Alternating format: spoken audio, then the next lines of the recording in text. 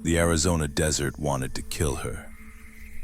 8-year-old Reese Callahan stood blindfolded in the We middle of have to nowhere, her small move hands now. It's our trembling at only her chance. sides. Understood. Let's go. The afternoon sun hammered down at 110 degrees, turning the air into something you could chew.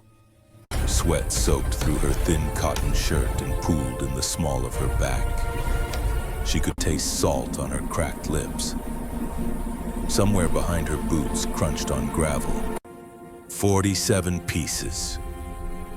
Her grandfather's voice rolled across the sand like distant thunder. 3 different rifles. I've scattered them in a 20-foot radius around you. Reese swallowed hard. Her throat felt like sandpaper. You have until sundown to build me one working weapon. The old man's voice carried no sympathy, no warmth, just the cold, hard edge of a command. That's 4 hours, little one. Plenty of time if you don't panic. Grandpa, I can't. Can't is a word for quitters. His boots moved closer. She could smell the coffee and gun oil that always clung to him like a second skin. You want to go back to the house, sit in the air conditioning, watch cartoons like other kids. Reese shook her head fiercely. Then find the pieces, build the rifle, and do it before that sun touches the mountains, or we start over tomorrow with 4 rifles instead of 3. She heard him walking away. The crunch of his boots faded until there was nothing but the whisper of hot wind and the distant cry of a hawk circling overhead. Reese Callahan took a deep breath, and she got to work. That was 18 years ago. Now Reese stood in the armory of Forward Operating Base Jaguar, deep in the Colombian jungle, and she felt that same desert heat crawling up her spine. Not from the temperature, the fob was air-conditioned to a crisp 68 degrees, but from the way Lieutenant Dalton Vickers was looking at her, like she was something he'd scraped off his boot. Callahan. Vickers pronounced her name like it left a bad taste in his mouth. He stood by the weapon racks, a wall of muscle wrapped in digital camouflage, his jaw carved from granite and his eyes as cold as a Minnesota winter. You're with us tomorrow. Reese kept her face neutral. Yes, sir. Ghost walk, reconnaissance only. We go in, we observe, we extract, no contact with hostile forces. Vickers ran his hand along a row of pristine HK-416 assault rifles, each one gleaming under the fluorescent lights. Think you can handle that, analyst? The word dripped with contempt. Around the armory, the other members of SEAL Team 4 watched the exchange with varying degrees of amusement. Chief Petty Officer Brennan leaned against a storage locker, his weathered face unreadable. The others, Morrison, Hartwell, Webb, Kowalski, made no effort to hide their smirks. To them, Reese Callahan was a joke. She was 5'5" in a world of 6-foot warriors, 130 pounds in a room full of men who could bench press her with one arm. She'd been attached to the team 3 weeks ago as an intelligence specialist brought in for her fluency in Spanish and her expertise in cartel communication patterns. But to the door kickers, the pipe hitters, the men who lived and breathed combat, she was dead weight, excess baggage, a liability waiting to happen. I can handle it, sir, Reese said evenly. Vickers smiled. It was the kind of smile a wolf gives a rabbit right before the chase begins. He reached up to the top rack and pulled down a rifle. Even from 5 feet away, Reese could see it was wrong. The finish was worn down to bare metal in patches. The stock had a hairline crack running along the grip. When Vickers turned it over, the bolt carrier group rattled loosely, a sound that made Reese's stomach tighten. This one's yours. He tossed it to her. Reese caught it, nearly stumbling under the sudden weight combined with her gear. The rifle felt wrong in her hands, unbalanced, sick. She pulled back the charging handle and inspected the chamber. The inside was dry and gritty, coated with a film of carbon buildup that looked like it hadn't been cleaned in months. She checked the extractor, the small claw responsible for pulling spent casings from the chamber, and felt her heart sink. The extractor spring was bent. Not badly, not obviously, but enough. Under rapid fire, it would fail to grip the casing properly. The spent round would stay lodged in the chamber while the next round tried to feed in behind it. A jam, guaranteed. "Sir," Reese kept her voice steady, professional. "The extractor spring on this unit is compromised.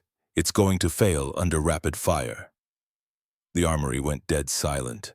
The other men exchanged glances, a few of them chuckled low and mean. Vickers stepped closer. He towered over her close enough that she could see the individual pores on his nose, the small scar above his left eyebrow, the absolute contempt swimming in his pale blue eyes. "You're an analyst, Callahan." His voice was soft, dangerous.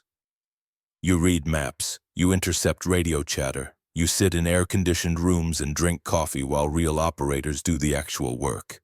He leaned in closer. "You don't tell me about hardware. Lieutenant, with respect, this is what's left." Vickers cut her off with a gesture at the weapon racks. "Budget cuts, equipment shortages, you know how it is." Another wolf smile. "If you can't handle a little grit in your gear, maybe you should have stayed in the intel van back in Virginia." Reese felt the eyes of the entire team on her. She felt the weight of their judgment, their dismissal, their absolute certainty that she didn't belong.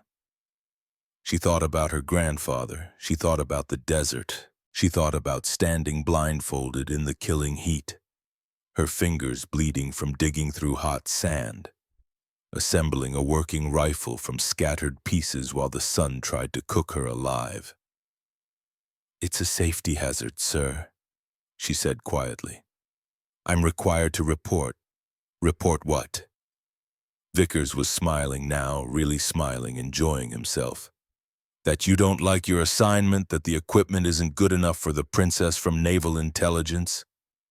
He shook his head slowly. "Here's what's going to happen, Callahan. You're going to take that rifle, you're going to carry it into the jungle tomorrow, and you're going to stay behind us, keep your head down, and try not to get us killed." He turned away, then paused. "If you're scared, ring the bell." He said it loud enough for everyone to hear. "We'll find you a seat on the next helicopter back to the States. No shame in admitting you're not cut out for this." More laughter from the team. Vickers reached into an ammunition crate and pulled out a single magazine. 30 rounds of 5.56 NATO. He held it up between two fingers like it was a piece of garbage. "One mag." He tossed it to her. "Make it count, sweetheart." That night, Reese lay on her cot in the tiny corner of the barracks they'd assigned her, segregated from the rest of the team by a hanging sheet that did nothing to block sound, and stared at the water-stained ceiling. She could hear them talking, laughing. Someone was doing an impression of her voice, high and whiny. "The extractor spring is compromised, sir. It's a safety hazard, sir." More laughter. "She's going to get somebody killed out there," Webb said. $100 says she freezes up the first time a round cracks over her head. "I give her 2 miles before she's begging for a break," Kowalski added. "Those intel types are soft. All that time sitting behind desks, they forget how to use their legs." Vickers shouldn't have let her come. This voice was quieter, more serious. "Brennan, she's not trained for this. If things go sideways..." "Things aren't going to go sideways." Vickers confident and dismissive. "It's a ghost walk, in and out. The hardest part of her day is going to be keeping up." Reese closed her eyes. She'd heard it all before. Different teams, different missions, different men, but always the same words. Soft, weak, liability, princess. They saw her silence as submission. They saw her compliance as fear. They saw her small frame and quiet voice and assumed she was everything they expected her to be. They didn't know about the weekends. They didn't know about the summers in Arizona when most kids were at baseball camp or swimming pools and she was in the desert with a blindfold over her eyes and rifle parts scattered in the sand. They didn't know about Master Gunnery Sergeant Emmett Callahan. Her grandfather had been a ghost before ghosts had a name. In the frozen hills of Korea, 1952, a young Marine sniper named Emmett Callahan had done things that still weren't in any official record. He'd walked through Chinese lines like a shadow, appearing and disappearing, leaving nothing but bodies and fear in his wake. The enemy soldiers had a name for him. They called him the Demon of Chosen, though Emmett himself never used that title. After Korea, he'd vanished into the classified world of Cold War operations. He spent 3 decades doing work that would never be acknowledged in places that officially didn't exist, eliminating targets whose names were redacted from every document. He retired in 1985 with a chest full of medals he couldn't talk about and a head full of memories he couldn't forget, and then his daughter had given him a granddaughter. "You're small," Emmett had told 8-year-old Reese the first time she asked to learn. "That's good. Small is quiet, small is fast, small means people underestimate you." He'd knelt down, his old knees creaking, and looked her straight in the eyes. "The world is full of big men with loud voices who think strength is about muscles and size. They're wrong. Strength is about will. It's about patience. It's about the ability to stay calm when everything around you is falling apart." He'd tapped her forehead gently. "The most dangerous weapon in the world isn't a rifle, little one. It's the 6 inches between your ears." From that day forward, Reese's education had begun. Not just shooting, though, there was plenty of that. Emmett taught her to read wind by the way grass moved. He taught her to calculate bullet drop in her head, accounting for altitude, humidity, temperature, and the rotation of the earth. He taught her to clean a weapon by touch alone, to feel for imperfections the way a surgeon feels for tumors. But more than that, he taught her to think. "The gun is not a tool," he would say, his voice like gravel rolling downhill. "It is an extension of your bone, an extension of your will. You must know it better than you know yourself. You must feel the metal like it's part of your body. You must know where it hurts." She learned to strip and reassemble every rifle in his collection blindfolded. She learned to diagnose problems by sound alone, the subtle click of a worn sear, the gritty slide of a fouled bolt carrier, the metallic ping of a weakened spring.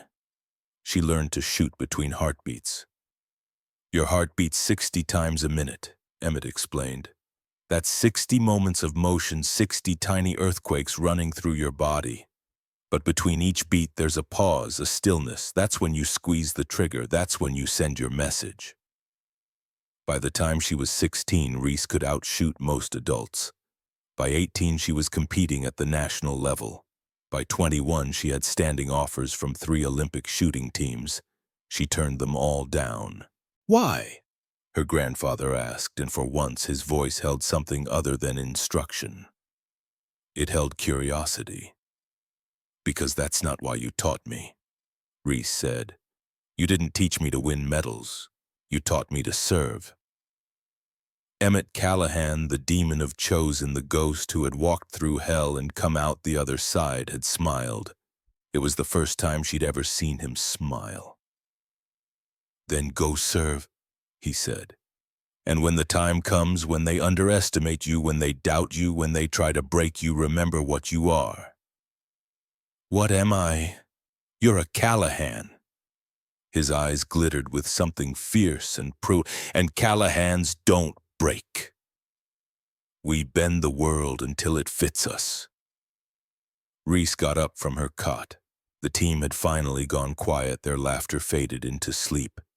Through the thin walls of the barracks, she could hear the jungle sounds, the chirp of insects, the distant call of nocturnal birds, the constant drip of condensation falling from leaves. She picked up the broken rifle. In the dim light of her corner, she began to examine it properly. Not just a quick inspection this time, but a thorough, systematic evaluation. Her fingers moved over the weapon like a surgeon's hands exploring a patient. The extractor spring was worse than she'd thought. Not just bent fatigued, metal crystallization at the stress points. It had maybe 300 rounds left in it before catastrophic failure, probably less under jungle conditions. The bolt carrier group was loose because 2 of the gas rings were cracked. The gas system itself was partially clogged with carbon, which would cause cycling issues. The firing pin showed signs of wear that suggested it had been dry-fired repeatedly. This wasn't bad luck. This wasn't budget cuts. Vickers had deliberately chosen the worst rifle in the armory. He had handpicked a weapon designed to fail. In short, the rifle was a disaster. But it was the disaster she'd been given. Reese thought about the desert. She thought about those 47 pieces scattered in the sand. She thought about her grandfather's voice. "You have until sundown. Plenty of time if you don't panic." She couldn't fix the extractor spring. She couldn't replace the gas rings. She couldn't undo the damage that neglect and abuse had inflicted on this weapon. But she could work with what she had. From her personal kit, she pulled out a small bottle of CLP, cleaning, lubricating, and protecting solution. She'd acquired it from the helicopter mechanic earlier that day, trading a favor she'd have to repay later. The mechanic hadn't asked why a naval intelligence analyst needed gun oil. Smart man. Slowly, methodically, she began to clean the rifle. She worked the bolt carrier until it moved like silk.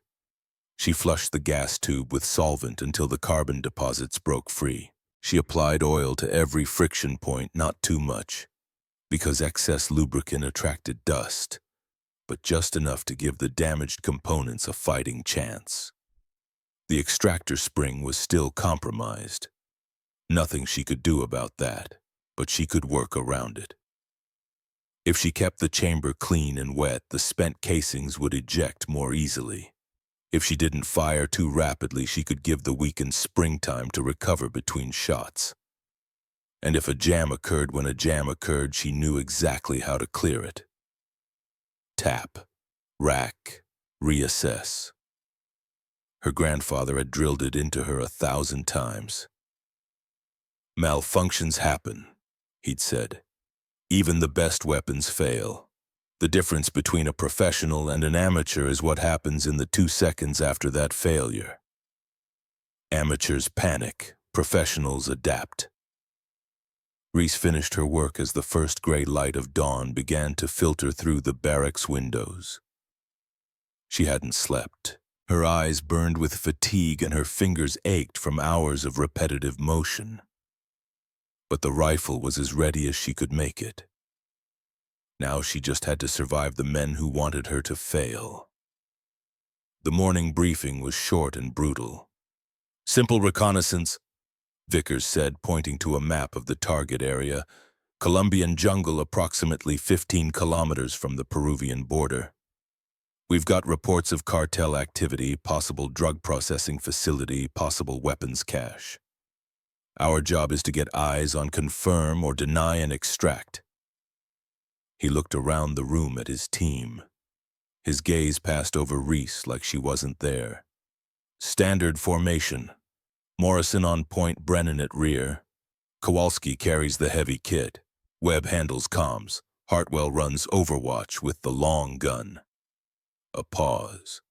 "Callahan walks center, carries the extra radio batteries."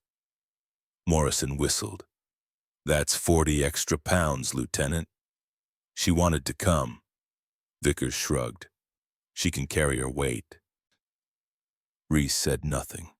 She felt the familiar weight settling onto her shoulders, not just the equipment, but the expectation of failure. The hope barely concealed in their eyes that she would quit. The extra 40 pounds was intentional. Everyone knew it. This wasn't just a mission. It was a test, a gauntlet. Break the woman, watch her fail, send her home in shame. Brennan caught her eye across the room. His weathered face was unreadable, but something flickered there, concern maybe, or pity. He was the oldest member of the team, a 20-year veteran with more deployments than he could count. Unlike the others, he hadn't laughed at her, hadn't participated in the jokes, but he hadn't defended her either. Reese looked away. She thought of her grandfather. She thought of the desert. She thought of the words he'd spoken when she'd finally assembled that working rifle, hands bloody and face streaked with tears and sand. "Pain is information. Emmett had said, taking the rifle from her trembling hands and cycling the action smooth, clean, perfect. It tells you what you can survive. Most people run from pain. They never learn what they're capable of. He'd set the rifle aside and knelt down to her level. You didn't run, little one. You didn't quit, and now you know something that can never be taken from you. What's that, Grandpa? That you're stronger than you think. His hard face had softened just for a moment. That's the most important thing a person can know. Reese checked her equipment one final time. The broken rifle sat across her chest, freshly oiled, as ready as she could make it. In her pocket, hidden from view, was the small bottle of CLP. She would nurse this weapon through the jungle. She would keep it alive as long as possible.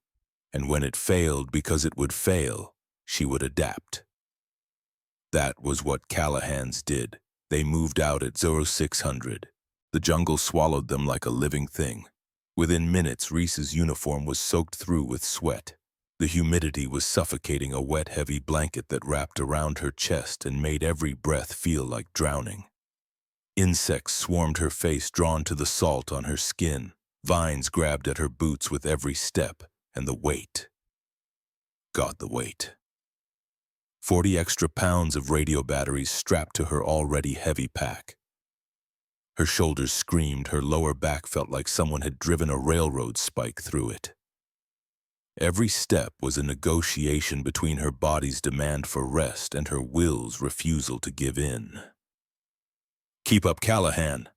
Morrison's voice drifted back from the point position. "We're not waiting for you to fix your makeup." Laughter rippled through the formation. Reese didn't respond. She focused on her breathing, in through the nose, out through the mouth. She focused on placing each foot, deliberately finding solid ground in the treacherous mud, and she focused on the rifle. Even as they marched, her fingers moved over the weapon constantly. She felt for changes in the bolt carrier's resistance. She checked the chamber by touch, making sure it stayed clean. She kept a mental count of how long since she'd last applied oil. The jungle wanted to kill this gun almost as much as Vickers did. Humidity was a weapon's worst enemy. It worked into every crevice, every tolerance, every gap. It swelled wooden stocks and corroded metal. It turned lubricant into sludge and made precision parts grind against each other. Reese wouldn't let it win. During a brief water break, while the others checked their equipment and exchanged crude jokes, she knelt behind a tree and quietly ministered to her rifle. A drop of oil on the bolt, a wipe of the chamber with a cleaning patch she'd hidden in her sleeve. A quick function check of the extractor. Still compromised, still dangerous, but still functional. "What are you doing?" Reese looked up. Brennan stood over her, his canteen in hand, his expression curious. "Maintaining my weapon, Chief." "With what?" He'd noticed the oil bottle in her hand. "That's not standard issue." "No, Chief, it's not." Brennan studied her for a long moment. His eyes moved from the bottle to the rifle to her face. Something shifted in his expression, a subtle change that Reese couldn't quite read. "That weapon's a piece of junk," he said quietly. "Vickers pulled it from the disposal pile. It was scheduled for decommissioning." "I know, Chief." "You knew," a frown, "and you didn't report it." "I did report it. Lieutenant Vickers told me to handle it." Brennan's jaw tightened. He glanced back toward where Vickers was conferring with Morrison, then looked at Reese again. "That rifle's going to jam on you. You know that, right? First time you need it, it's going to fail." Reese met his eyes steadily. "Then I'll clear the jam, Chief." "You can't clear a broken extractor in the middle of a firefight. Watch me." Something flickered in Brennan's weathered face. Simke. Not pity this time. Something else. He reached into his cargo pocket and pulled out a spare magazine. 30 rounds. He held it out to her. "Vickers only gave you 1 mag, he said. "That's not enough for a recon patrol." Reese stared at the magazine, then at Brennan.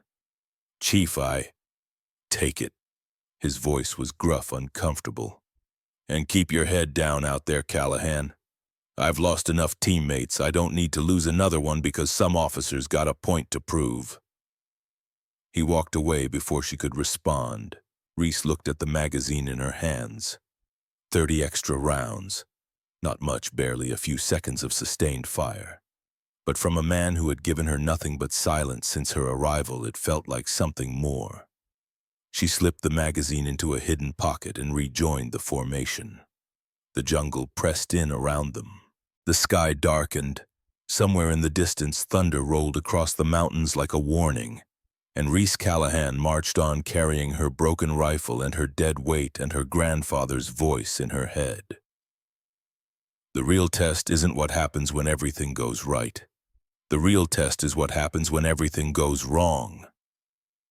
Everything was about to go very, very wrong. The jungle erupted. One moment there was nothing but the suffocating green suints and the endless drip of moisture from the canopy above. The next moment the world exploded into chaos. The first RPG screamed out of the tree line and detonated against a mahogany trunk 15 feet from Morrison's position. The blast wave picked him up and threw him backward like a rag doll.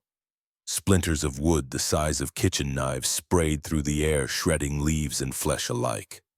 Then the machine guns opened up. Reese hit the dirt before her conscious mind registered what was happening. 18 years of training took over, driving her body into the mud while her brain was still processing the thunder of automatic weapons fire. Bullets chewed through the vegetation above her head, ripping leaves apart and sending chunks of bark spinning through the humid air.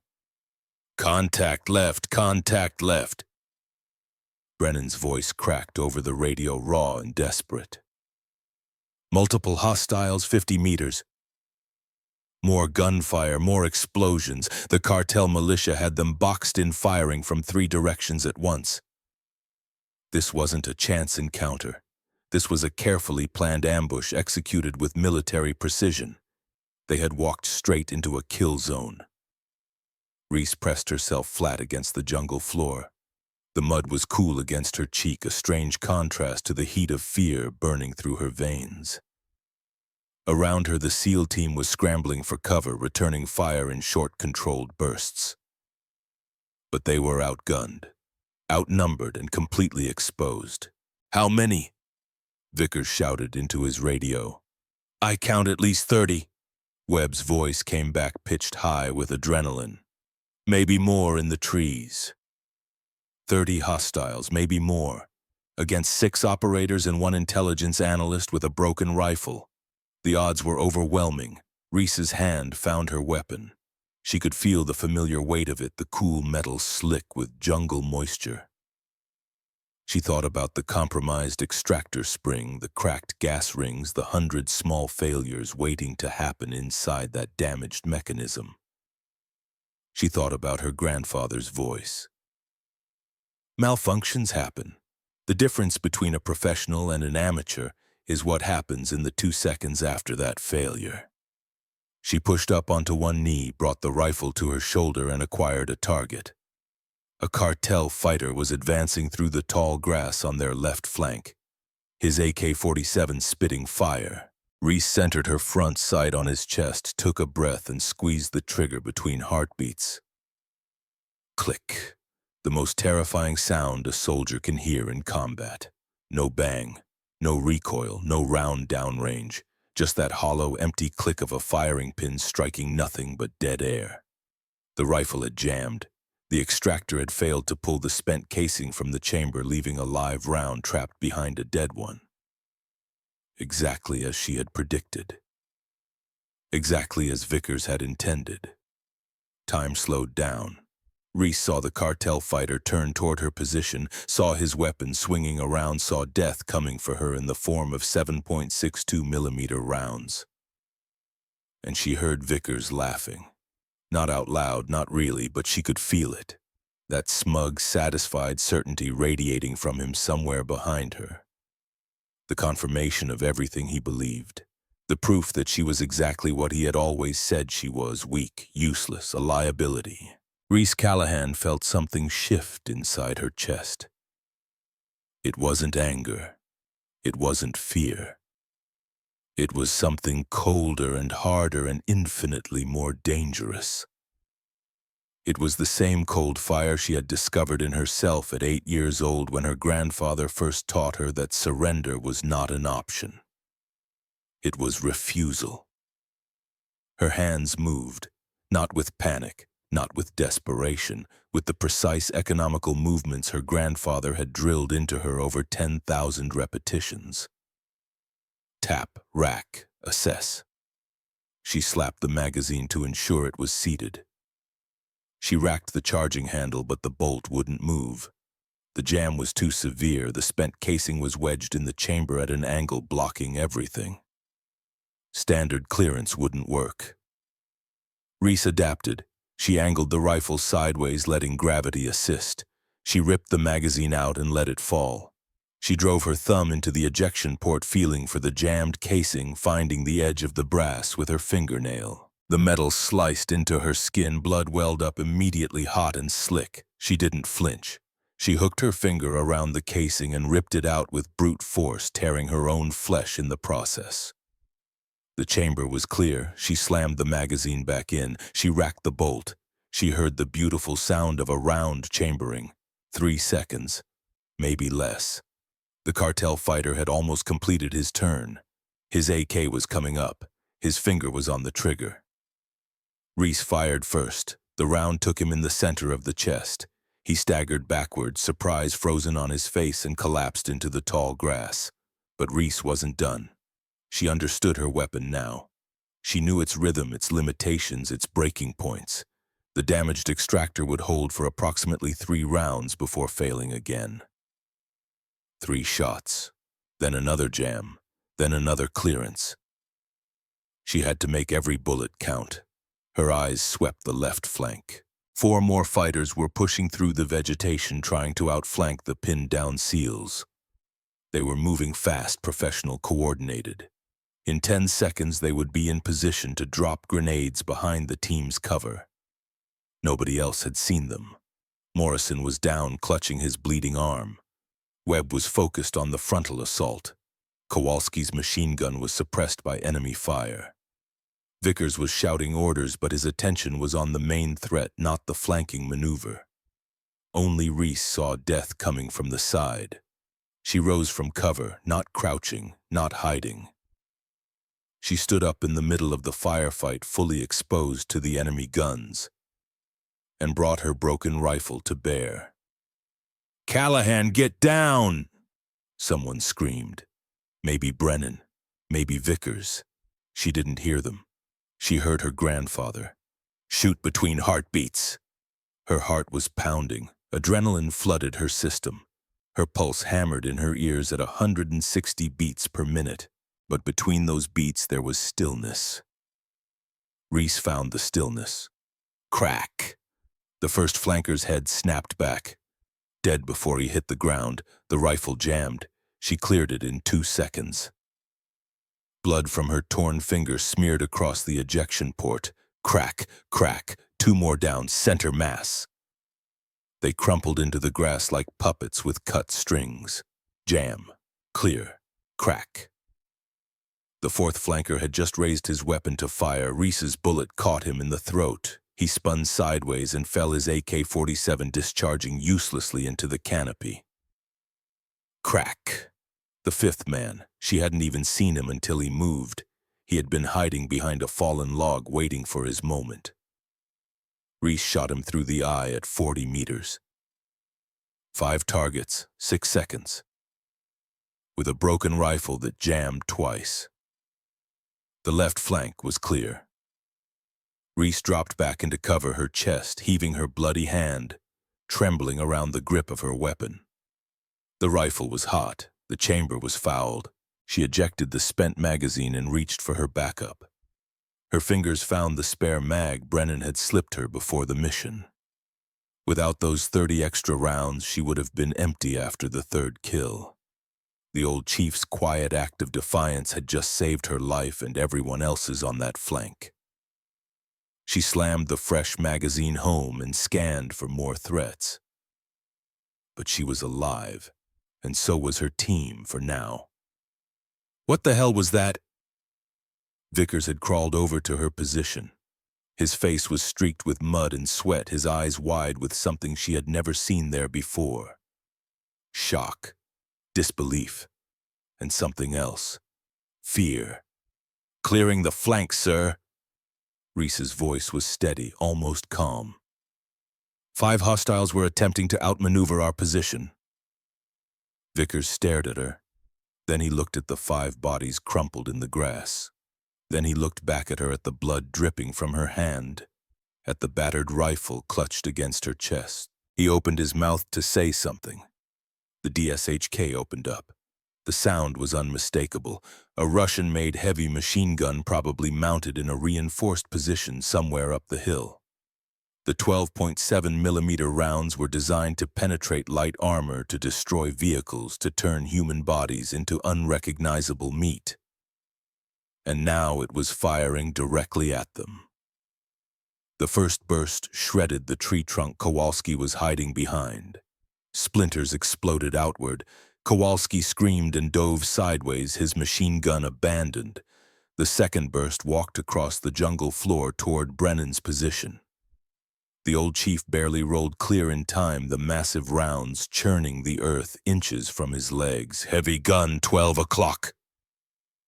Webb's voice was ragged with terror. "Bunker position on the ridge." Reese looked up through the chaos and saw it. 200 meters up the hill, partially concealed by camouflage netting and reinforced sandbags, a fortified fighting position. The DSHK's barrel protruded from a narrow firing slit, spitting fire and death down into the valley. The cartel had built a bunker. A real bunker, with overlapping fields of fire and protected sight lines. This wasn't a drug-running operation. This was a military installation, and they had walked straight into its kill zone. "We need to move!" Vickers shouted. "Fall back to!" Another burst from the DSHK cut him off. The rounds punched through the log he was using for cover like it was made of paper. He threw himself flat, cursing. There was nowhere to go. If they stood up, the heavy gun would cut them down. If they stayed, the infantry would flank them again. They were trapped in a crossfire with no extraction and no support, and ammunition running low. "I can't get a shot." Hartwell, the team's sniper, was pressed against a boulder, his rifle clutched uselessly to his chest. "He's dug in too deep. I can't see the operator through that slit." Reese looked at the bunker. 200 meters uphill, through dense vegetation. A 4-inch firing slit barely visible through the camouflage. She looked at her broken rifle. It wouldn't make that shot. The barrel was too fouled, too warped from heat and neglect. At 200 meters, she'd be lucky to hit the bunker at all, let alone thread a round through a gap the width of her hand. She needed a different weapon. She needed the sniper rifle. Brennan was 10 feet to her left, bleeding from a gash across his forehead, but still functional. His eyes met hers across the chaos. "Chief!" Reese had to shout over the thunder of gunfire. "I need to borrow something." Brennan looked at her bloody hand, at the broken rifle, at the 5 bodies she had dropped on the flank. "You're insane," he said. "Probably." Reese started crawling toward the sniper's position. "Cover me." Brennan hesitated for half a heartbeat. Then he swung his weapon toward the tree line and opened fire, creating a wall of suppression that let Reese move. She reached Hartwell in 3 seconds. The young sniper was maybe 25, with wide eyes and shaking hands. This was supposed to be a ghost walk, a simple reconnaissance. He had never expected to be pinned down by a heavy machine gun with death closing in from every direction. "Give me the rifle." Reese didn't ask. She commanded. Hartwell blinked at her. "What?" "The MK-11. Give it to me, now." "You can't." He looked at the bunker, at the firing slit, at the impossible shot. "Lady, nobody can make that shot. It's 200 meters through vegetation with a 4-inch window. The angle is—" Reese grabbed the rifle out of his hands. The Mk-11 was a beautiful weapon. 7.62 NATO 20-round magazine, effective range of 800 meters in the right hands.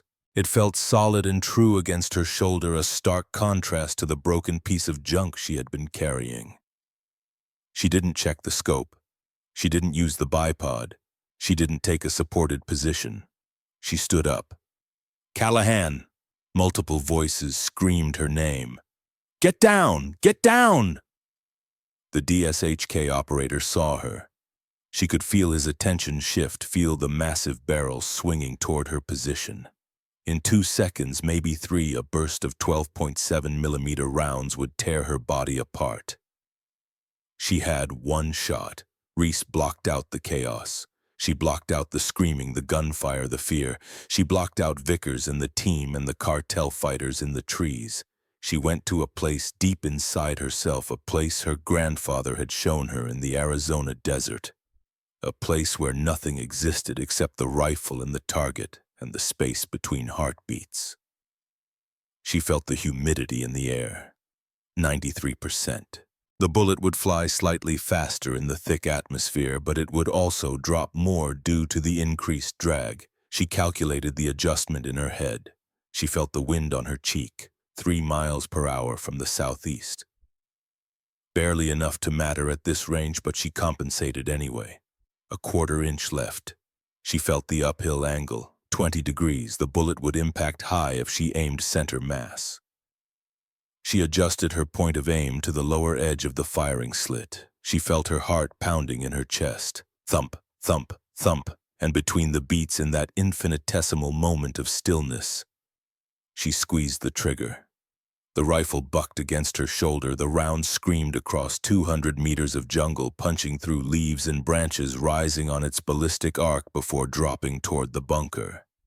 It passed through the 4-inch firing slit like thread through a needle, and it struck the DSHK operator directly between the eyes. The heavy machine gun fell silent. For a moment, nobody moved. The jungle held its breath. Even the cartel fighters seemed frozen, unable to process what they had just witnessed. Then Brennan's voice cut through the silence. "Holy Mother of God!" The spell broke. Vickers was on his feet, shouting orders. "Push forward before they regroup. Move, move, move!" The team surged up the hill. Without the heavy gun to pin them down, the surviving cartel fighters began to scatter. They had expected an easy slaughter, trapped prey in their carefully designed kill zone. They hadn't expected a woman with a broken rifle to drop 5 men in 6 seconds and then thread a bullet through an impossible gap to kill their heavy gunner. They ran.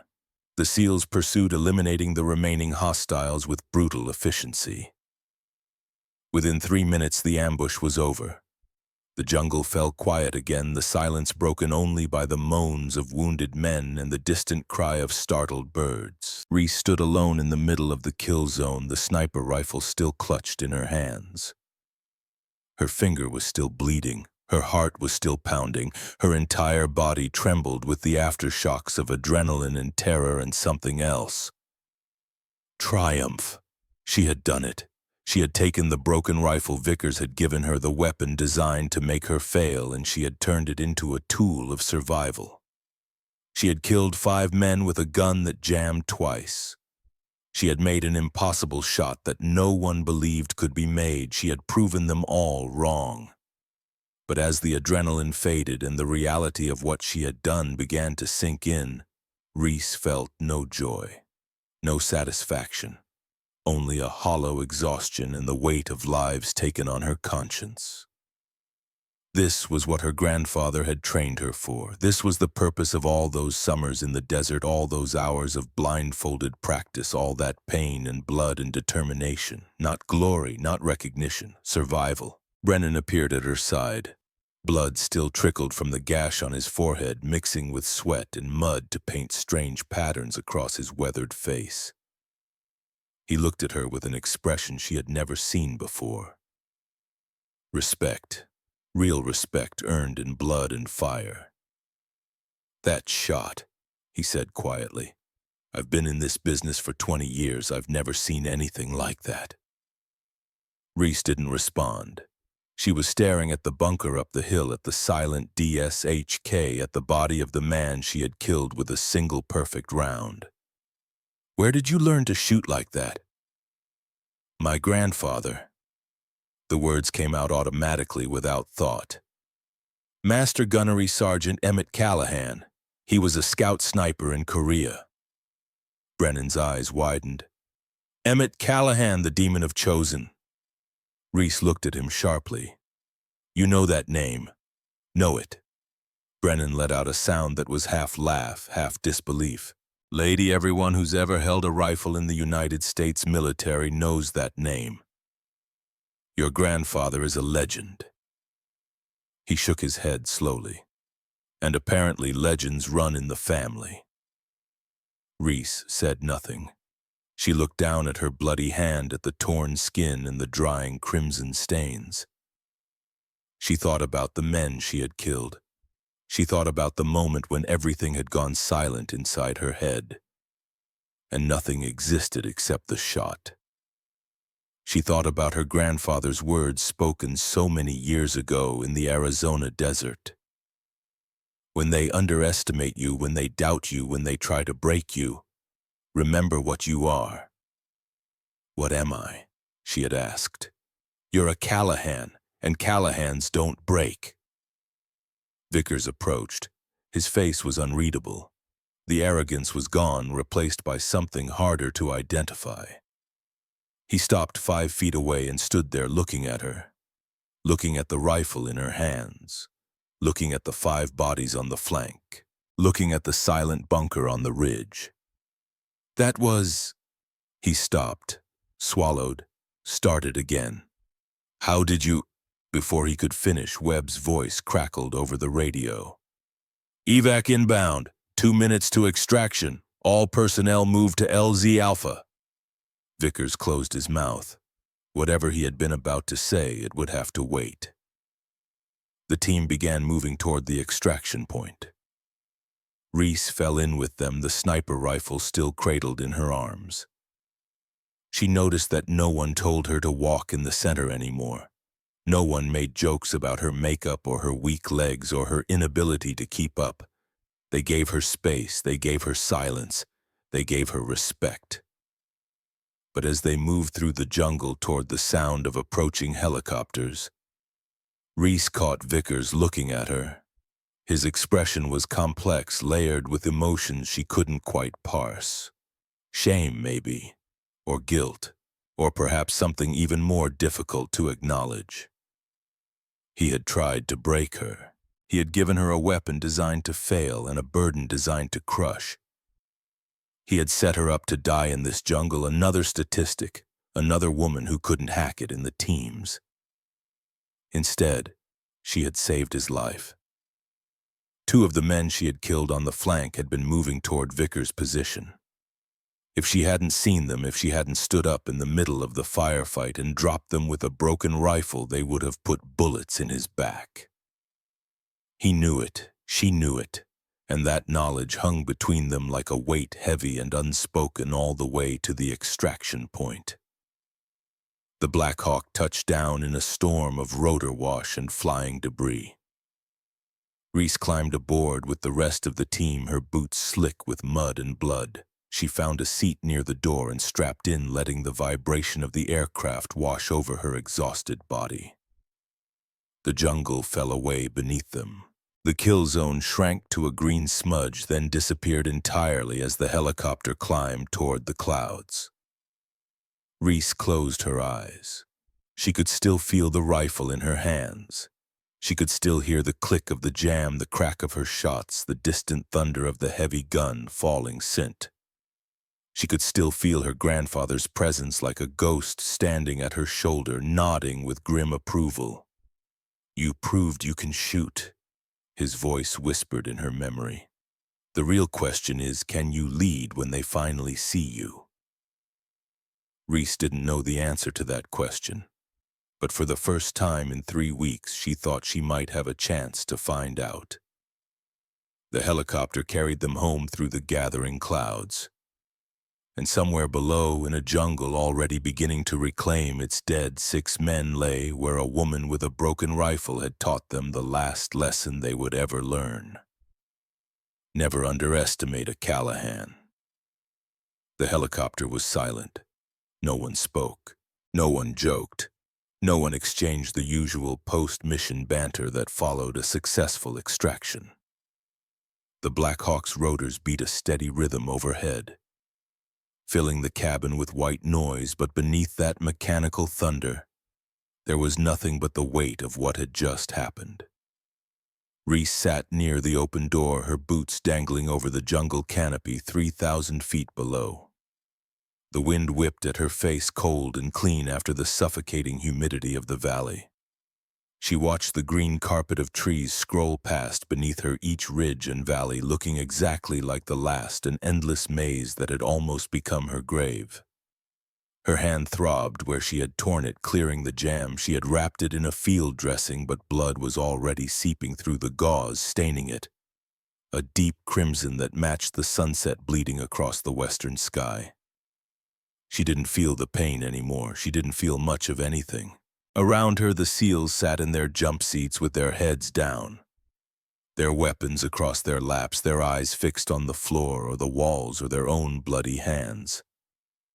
These men who had laughed at her, mocked her, treated her like dead weight for 3 solid weeks now, could not meet her gaze. Every few seconds one of them would steal a glance at her, a quick look, almost furtive, like they were trying to confirm that she was real, that what they had witnessed in that jungle had actually happened. 5 kills with a broken rifle, a 200-meter shot through a 4-inch slit. The heavy gunner dead before he could finish his turn. The numbers didn't make sense, the physics seemed impossible. But the bodies were real, and the silence in the helicopter was proof that even the most hardened operators could be shaken by something they couldn't explain. Morrison sat across from her, his wounded arm wrapped in bandages soaked through with blood. He had taken shrapnel from the first RPG blast, and the medic had dosed him with enough morphine to make his eyes glassy and unfocused. But even through the haze of drugs, he kept looking at Reese with an expression that mixed disbelief with something almost like fear. Webb sat next to him, the radio operator who had called out the contact, who had counted 30 hostiles in the trees, who had watched the left flank collapse, and then seen a woman stand up in the middle of the crossfire and drop 5 men in 6 seconds. He hadn't said a word since they lifted off. Kowalski, the machine gunner who had been suppressed by the DSHK, who had watched his position get shredded by 12.7mm rounds, while he cowered behind a disintegrating log, sat with his massive hands clasped between his knees and his head bowed like a man in prayer. And Brennan, Chief Petty Officer Brennan, the 20-year veteran, the man who had slipped her an extra magazine before the mission, who had covered her advance to the sniper's position, who had called her shot.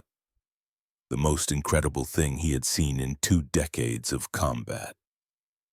He sat closest to her, his weathered face still streaked with blood from the gash on his forehead. And he watched her with quiet, thoughtful eyes. He was the only one who didn't look away when she caught his gaze. The helicopter banked east, beginning its descent toward the forward operating base. Through the open door, Reese could see the lights of the compound flickering to life in the gathering dusk. Safety, shelter, the end of the longest day of her life. But she knew it wasn't over. Movement caught her eye. Lieutenant Dalton Vickers was unbuckling his harness, pushing himself up from his seat with obvious effort. His uniform was torn and muddy, his face pale beneath the grime of combat. He moved carefully across the vibrating floor of the helicopter, one hand gripping the cargo netting for balance, until he stood in front of her. Reese looked up at him. She expected anger. She expected resentment. She expected him to find some way to diminish what she had done, to reclaim his authority, to reassert the natural order that she had so thoroughly disrupted. What she saw instead surprised her. His eyes were red-rimmed. His jaw was tight. His whole body seemed to vibrate with an emotion she couldn't immediately identify. Then he reached down and picked up the broken rifle from where it lay beside her seat. He held it in both hands, staring at it like he had never seen it before, like it was a foreign object from another world. Slowly, deliberately, he turned and threw it out the open door of the helicopter.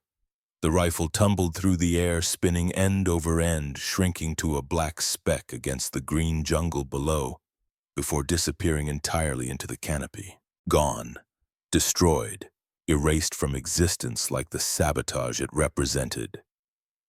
Vickers turned back to face her. "Callahan." His voice was barely audible over the rotor noise. She saw rather than heard him form her name. She waited. Vickers opened his mouth, closed it, opened it again. Whatever words he was searching for seemed to be caught somewhere deep in his chest, tangled up with pride and shame and the terrible weight of what he had done. Finally, he spoke. "I was wrong." 3 words, simple, direct, but from a man like Dalton Vickers, they might as well have been a full confession written in blood. "About the gear." He swallowed hard, his Adam's apple bobbing. "About you. About everything." Reese said nothing. She let the silence stretch, let him feel the full weight of it. "That rifle was meant to fail." The words came out rough, forced. "I pulled it from the disposal pile. I knew the extractor was shot. I knew the gas rings were cracked. I gave it to you because I wanted you to fail. I wanted you to wash out. I wanted to prove that women don't belong in the teams." The confession hung in the air between them, ugly and naked. Around the helicopter, the other men had stopped pretending not to listen. They watched the exchange with expressions ranging from shock to discomfort to grim acknowledgement. They had all known, they had all been complicit, and now they were all witnesses to their lieutenant's reckoning. "I could have gotten you killed." Vickers' voice cracked. "I could have gotten all of us killed. Because I was so goddamn sure that I knew what you were, I never bothered to find out who you actually are." He extended his hand. Reese looked at it. This hand that had thrown her a broken rifle. This hand that had signed her death warrant in the armory of Fob Jaguar. This hand that belonged to a man who had tried to destroy her simply because of what she represented. She thought about refusing. She thought about everything he had done, every insult and every obstacle and every cruel smile. She thought about the way he had laughed when her weapon jammed secure in the knowledge that his sabotage had worked. She thought about her grandfather. "Revenge is a poison," Emmett Callahan had told her once, long ago, in the quiet of his Arizona workshop. "You drink it hoping it will hurt your enemy, but it only destroys you. The strongest thing you can do to someone who tried to break you is to show them that you're unbreakable. Forgive them not because they deserve it, but because you refuse to carry their weight." Reese reached up and took Vickers' hand. His grip was firm but careful, like he was holding something precious that he didn't quite trust himself not to drop. "Just doing my job, sir," she said.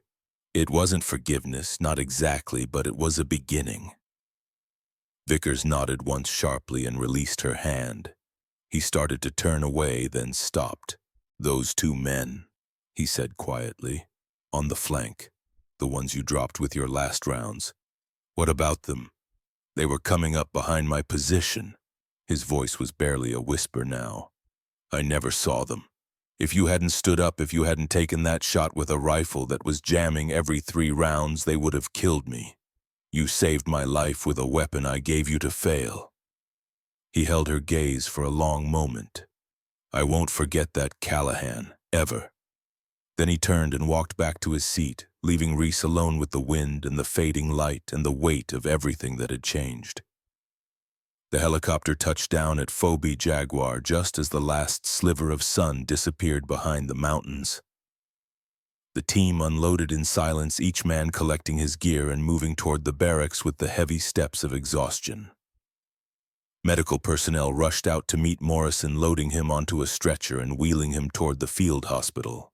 Brennan paused at the edge of the landing pad, clutching his bandaged head, and a medic immediately began leading him toward treatment as well. Reese was the last one off the helicopter. She stood on the tarmac, the borrowed sniper rifle still cradled in her arms, and watched the organized chaos of a post-mission recovery unfold around her. Vehicles moved, radios crackled, officers shouted orders. But everywhere she went, people stopped and stared. Word had already spread. In a military community, news traveled faster than bullets. The story of the intelligence analyst who had dropped 5 hostiles with a jammed rifle and then made an impossible sniper shot was already becoming legend. She could see it in the way people looked at her, the way they whispered to each other, the way they stepped aside to let her pass. She wasn't invisible anymore. Vickers caught up with her outside the armory. "Callahan, come with me." She followed him inside. The armory was quiet at this hour, the weapons racks standing in neat rows like soldiers at attention. The smell of gun oil and cleaning solvent filled the air, familiar and comforting. Vickers walked to a locked cabinet at the back of the room. He produced a key from his pocket and opened it, revealing a row of brand-new rifles, each one gleaming under the fluorescent lights. "MK-18 Mod 1, he said, pulling one from the rack. "Fresh from the factory, 0 rounds through it. Best weapon in the inventory." He held it out to her. Reese set down the borrowed sniper rifle and took the MK-18 in her hands. It was beautiful, perfectly balanced. The action was smooth as silk when she cycled it, the trigger crisp and clean. "It's yours," Vickers said. "Personally assigned.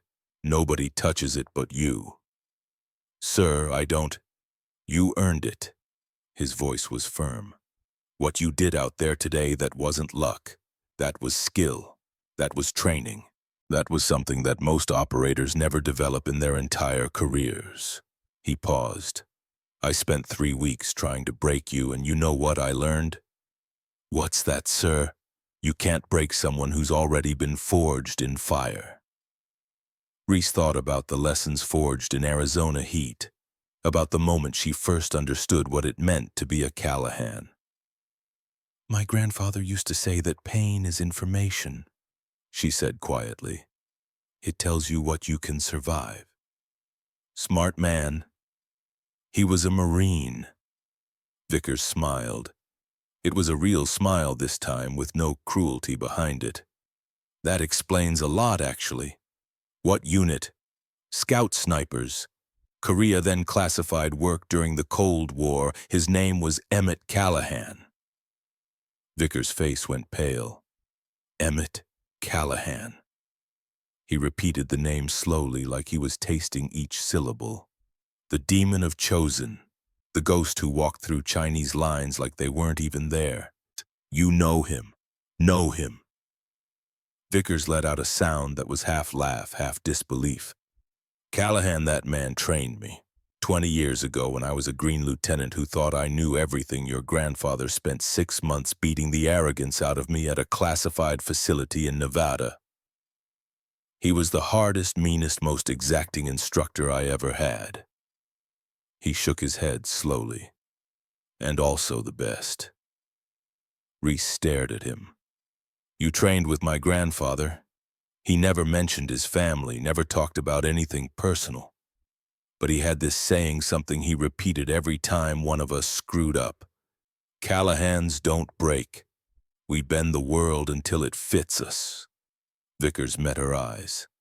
"When you stood up in that firefight, when you cleared that jam and dropped those 5 men, I knew you had to be his." The revelation hung in the air between them, rewriting everything that had come before. "I spent 3 weeks trying to wash out the granddaughter of the man who made me the operator I am today." Vickers' voice was heavy with something that sounded almost like wonder. "He must be laughing his ass off right now." Despite everything, Reese felt the corner of her mouth twitch upward. "He doesn't laugh much," she said. "But yeah, He'd probably appreciate the irony. Vickers extended his hand again. This time when Reese took it, the handshake was different, firm, equal, the grip of one warrior acknowledging another. "Welcome to the team, Callahan, for real this time." The field hospital was quiet when Reese arrived. Morrison was sedated, sleeping off the surgery that had removed shrapnel from his arm. The other wounded had been treated and released. Only one bed was still occupied. Chief Petty Officer Brennan sat propped up against the pillows, his head wrapped in fresh bandages, an IV drip feeding fluids into his weathered arm. He looked older than he had that morning, like the day had added years to his already considerable burden. But when he saw Reese in the doorway, his tired face split into a genuine smile. "Ghost," he said. "Get your ass in here." She walked over and sat in the chair beside his bed. "How's the head, Chief?" "Hard as ever. Takes more than a piece of shrapnel to crack this old skull." He shifted in the bed, wincing slightly. "Heard Vickers gave you the new MK-18. Word travels fast. Always does." Brennan studied her for a long moment. "You know what they're calling you now. The whole base is talking about it." "Calling me what?" "Ghost." The old chief's smile widened. "The ghost of Callahan, because you appeared out of nowhere, dropped 5 men like they were nothing. Made an impossible shot and then vanished back into the smoke before anyone could figure out what the hell just happened." Reese shook her head. "I didn't vanish. Doesn't matter what actually happened. What matters is the story. And the story is that SEAL Team 4 has a ghost now. A shooter so good she can kill you with a broken rifle and a prayer." Brennan's expression turned serious. "You earned that name today, Callahan. You earned it in blood. Don't let anyone take it from you." She thought about her grandfather, about the nicknames he had earned in the frozen hills of Korea, in the shadowed corridors of Cold War operations. The demon of Chosin, the ghost who walked through enemy lines like they weren't even there. "Thank you, Chief," she said quietly. "For the magazine." Brennan waved his hand dismissively. "That was nothing." "It wasn't nothing." Reese leaned forward. "You were the only one who didn't laugh. The only one who showed me any kindness at all. That magazine saved my life out there.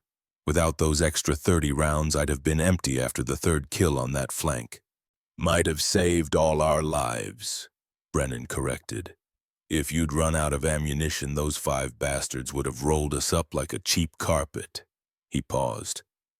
"I'm just glad I trusted my gut." "What did your gut tell you?" "That you were hiding something." The old chief's eyes glittered with hard-won wisdom. "I've been doing this job for 20 years, Callahan. You learn to read people. And from the first day you arrived, something about you didn't add up. You were too quiet, too patient, too willing to take the abuse without fighting back." He shook his head slowly. "People who are actually weak don't act that way. They complain. They make excuses. They look for sympathy. You just kept your head down and did your job. That told me you were either broken or dangerous." "Which did you decide?" "Neither. Both." Brennan smiled again. "I decided you were waiting. Like a snake coiled in the grass, just watching, just biding your time. I didn't know what you were waiting for, but I knew that when it came, it would be something to see." He reached out and placed his weathered hand on her shoulder. "Hell of a job, Ghost. You're a damn credit to your grandfather." The call came through at 2200 hours. Reese sat alone in her corner of the barracks. The hanging sheet was still there, still separating her from the rest of the team, but somehow it felt different now. Less like a barrier, more like a door that had finally been opened. Her satellite phone buzzed, a number she knew by heart. She answered on the 2nd ring. "Hey, Grandpa?" There was a long pause. Then Emmett Callahan's voice came through, rough as gravel and warm as a desert sunset. "Heard you had an interesting day." Reese almost laughed. "News travels fast. I still have friends in the community. Friends who call me when something unusual happens, like my granddaughter standing up in the middle of a firefight and dropping 5 men with a jammed rifle before making an impossible sniper shot. Another pause.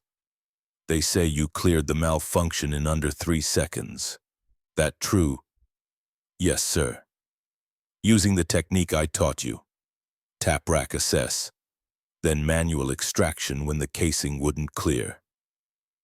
Reese looked down at her bandaged hand. Cut my finger pretty bad. Pain is information, Emmett said. Tells you what you can survive. I know, Grandpa. Silence on the line, then quietly. I'm proud of you, little one. The words hit her harder than she expected. In all the years of training, all the hours of practice, all the blood and sweat and tears she had poured into becoming the shooter her grandfather had shaped her to be. She could count on one hand the number of times he had said those words. Thank you, Grandpa. Don't thank me. You did the work. You faced the test. You proved what you're made of. His voice carried the weight of decades of wars fought and friends lost and lessons learned in blood. But I need you to understand something, Reese. Today was just the beginning. What do you mean? You proved you can shoot. That's the easy part. Any skilled operator can pull a trigger. The hard part is what comes next. Emmett paused, and when he spoke again, his voice was heavy with something that sounded almost like warning. Now they see you. Now they know what you're capable of.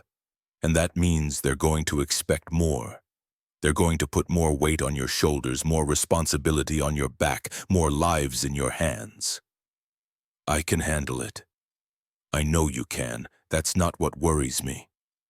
Another pause. What worries me is whether you're ready to lead. Because that's where this path takes you, little one. Not just shooting, not just surviving, but standing at the front and making decisions that determine whether other people live or die. Reese thought about Vickers, about Brennan, about the men who had laughed at her 3 weeks ago and now looked at her with something approaching awe. I don't know if I'm ready for that, she admitted. Good. Emmett's voice carried a note of approval. The day you think you're ready is the day you become dangerous, not to your enemies, to your own people. He took a breath. Stay humble, Reese. Stay hungry. And remember what I taught you. Which part? All of it. The old man's voice softened slightly. But especially this. The strongest weapon you'll ever carry is not a rifle. It's not a knife. It's not your training or your skills or your ability to put rounds on target. The strongest weapon you'll ever carry is the trust of the people who stand beside you. Earn it. Protect it. Never betray it. I won't, Grandpa. I know you won't. Pride resonated through the satellite connection, reaching across thousands of miles to wrap around her like a blanket. Now get some sleep, Ghost. You've got a long road ahead of you. The line went dead. Reese sat in the darkness for a long time, holding the silent phone, thinking about everything that had changed and everything that was still to come. Then she lay down on her cot, closed her eyes, and let the exhaustion finally take her. The next morning, Reese walked into the team briefing room and found every seat taken except one.